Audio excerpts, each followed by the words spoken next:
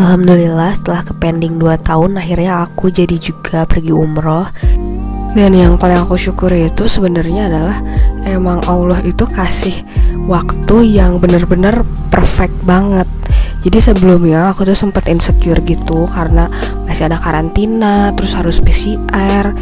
Dan karantina ini lumayan waktunya dan biayanya juga kan. Selain itu aku tahu banget kalau aku itu hidungnya gampang banget pilek. Jadi kena dingin dikit pilek, ada debu dikit pilek. Gak lucu kan kalau misalkan batal berangkat cuma gara-gara pilek dan PCR-nya positif. Jadi ini aku benar-benar beli semua obat kumur, terus obat hidung, sampai alat untuk membersihkan hidung pas sebelum PCR tuh aku beli semuanya. Ini totalnya 400.000. Tapi ujungnya gak ada yang aku bawa satupun karena Allahu Akbar, Allah kabulin doa aku. Karena pas pergi PCR dan karantinanya dihilangkan. Dan aku udah berencana mau nge-save momen perjalanan umroh ini di YouTube karena banyak banget hal yang sangat aku syukuri di perjalanan ini.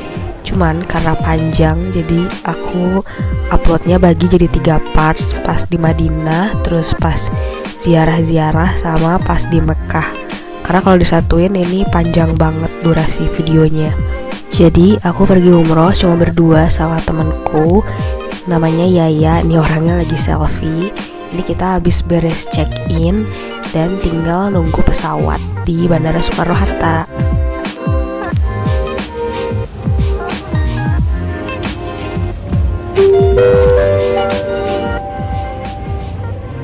Perhatian para penumpang pesawat.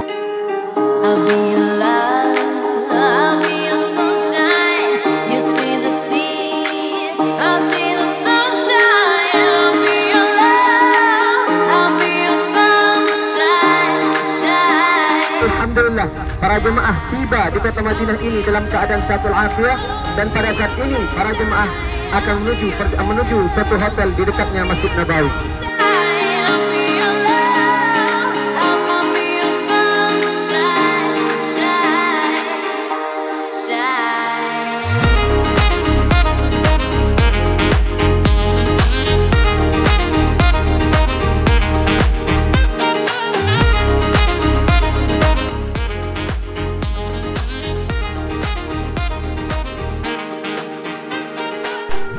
Jadi kalau di itinerary itu kita ke Madinah dulu, terus baru ke Mekah. Di Madinah itu 5 hari, Mekah 5 hari, dan di jalan 2 hari. Jadi total aku umroh itu waktunya 12 hari. Dan alhamdulillah kita nginep di hotel yang deket banget sama Masjid Nabawi, namanya itu adalah Taibah. Ini cerita aku mau room tour. Tapi sebelumnya kita harus cari koper dulu di lantai 7. Dan setelah perjuangan akhirnya aku mendapatkan koper aku. Ini view dari luar jendela karena udah malam pas nyampe tuh. Ini sedikit room tour kamar di Madinah. Maaf ya udah berantakan. Soalnya ini kita bener-bener baru ngeluarin barang sama abis makan gitu. Jadi di sini ada tempat buat bikin kopi. Dan di sini sebenarnya disediain kopi sama teh. Cuma udah kita pakai. Dan ada air juga. Nih kopinya kayak gini. Nanti tinggal dimasukin ke coffee makernya ini. Terus ada tehnya juga, cuma tehnya kurang enak sih, aku cobain gak cocok gitu. Dan ada termos buat manasin air juga kalau kita mau minum air anget. Kita jadi kasih lemari, jadi sisi kanannya itu hanger buat ngegantung baju, dan sisi kirinya ini buat naruh baju gitu. Dan di bagian bawah ada berangkas juga kalau kita mau naruh barang berharga. Di sini juga ada kulkas kecil kalau kita mau naruh makanan atau minuman dingin. Maaf ya berantakan. Ini ada orange juice juga yang aku beli sama Yaya di tempat burger. Ini jam 3 ya. Jam 3-an aku sama Yaya mau sholat ke Masjid Nabawi.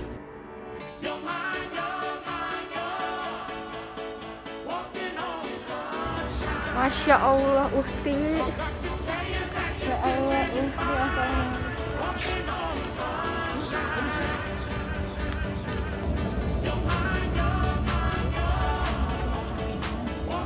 Bapak, halo kawan.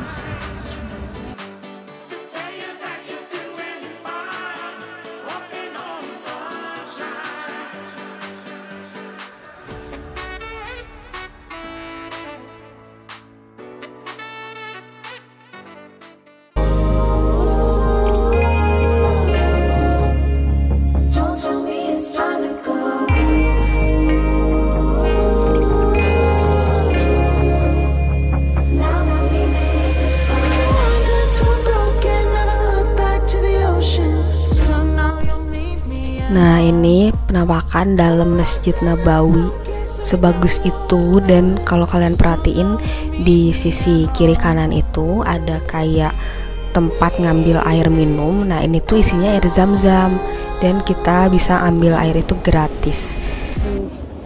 Napasnya aja bagus.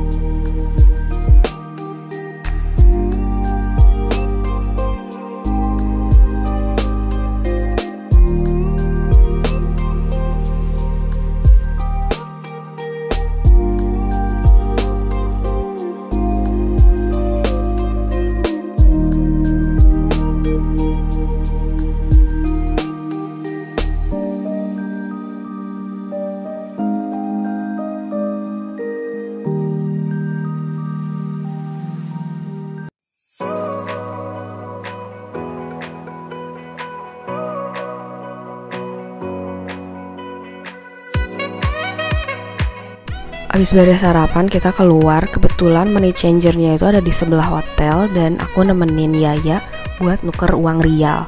Jadi 1 rial itu kalau dirupiahin sekitar 4.000 rupiah. Kalau aku kebetulan sebelum pergi itu udah nuker di GMC, itu 1 rialnya 3.880. Jadi kalau sama yang di sini itu aku hitung beda 200 perak per 1 rialnya itu. Terus sambil nunggu azan kita jalan-jalan sekitar masjid. Jadi depan masjid itu langsung ada pusat perbelanjaan. Dan kalau kita masuk lewat H&M itu ada tangga naik ke atas ke mall. Nah di mall itu ada Starbucks. Tapi kalau misalnya kalian mau take away, di sebelah H&M juga ada Starbucks. Tapi kalau mau yang buat duduk-duduk nongkrong, di dalam mall ada Starbucks lagi yang ada kursi dan mejanya.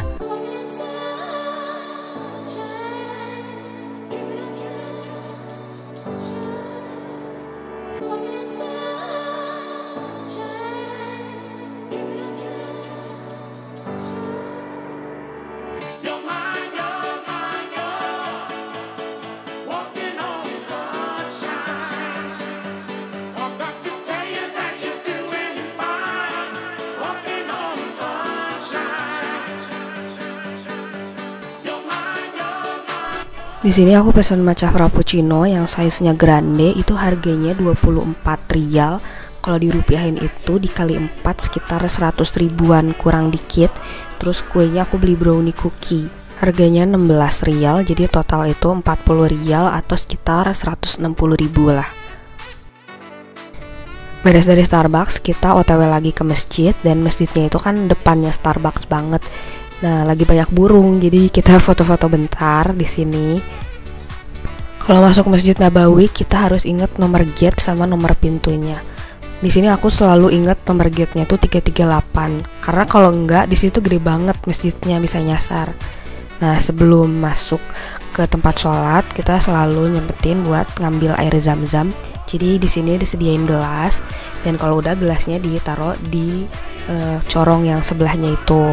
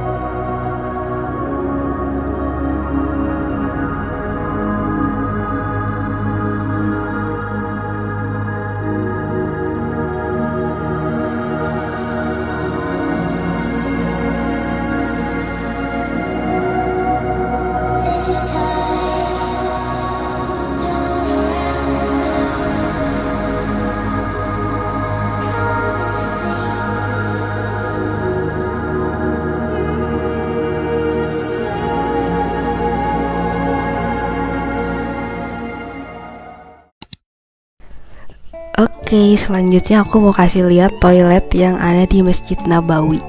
Jadi di Masjid Nabawi itu toiletnya ada banyak dan semuanya letaknya di luar masjid. Jadi aku males banget kalau misalkan udah di dalam masjid mau ke toilet tuh karena jalannya jauh dan masjid ini tuh gede banget kan. Nih ke toilet aja pakai eskalator. Hal yang kurang di toilet ini tuh cuma satu, yaitu nggak ada kaca. Aku nggak tahu kenapa di sini nggak dipasang kaca, mungkin biar orang nggak lama-lama di toilet kali ya. Tepat di sebelah toilet ini juga ada toilet lainnya, cuma bedanya yang satu lagi tuh pakai tangga turunnya. Kalau yang ini pakai eskalator. Kita ada satu goals yang wajib banget dicapai kalau misalkan datang ke Masjid Nabawi. Jadi di dalam masjid ini tuh ada makamnya Rasulullah. Tapi untuk masuk ke situ di masa pandemi ini caranya cuma dua. Satu, daftar pakai aplikasi Itmarna. Dua, itu pakai tasreh yang diurus sama travel. Ini kita lagi tur ke nih yang hijau makam Rasulullah. Tapi kalau kita diam di sini langsung diusir sama askar. Tuh di belakang ada askar ngikutin terus pokoknya.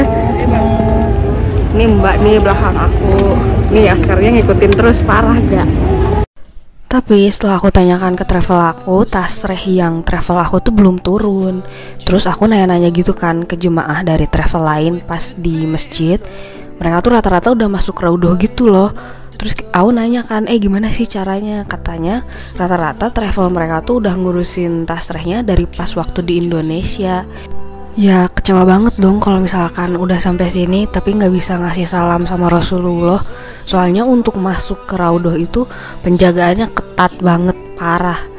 Akhirnya kita memutuskan untuk cari tahu sendiri dan setelah tanya-tanya katanya bisa pakai aplikasi Itmarna.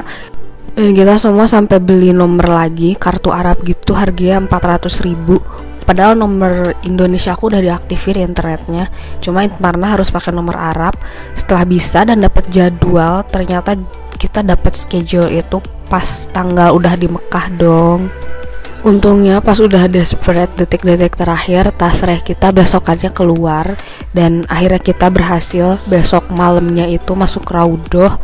Percaya gak percaya itu dari jam 10 malam ngantri jam 1 kurang baru masuk raudhah. Dan itu cuma boleh 10 menit aja karena yang ngantri panjang banget, lebih panjang dari antri minyak goreng. Tapi pokoknya bersyukur alhamdulillah akhirnya bisa masuk dan kasih salam ke Rasulullah meskipun cuma beberapa menit. Dan itu penjagaannya parah, berlapis-lapis banget. Oh ya, aku mau tunjukin salah satu hal yang keren di Masjid Nabawi. Jadi di Masjid Nabawi itu di atasnya ada banyak kubah-kubah kayak gini. Dan kubahnya itu bisa bergeser dong.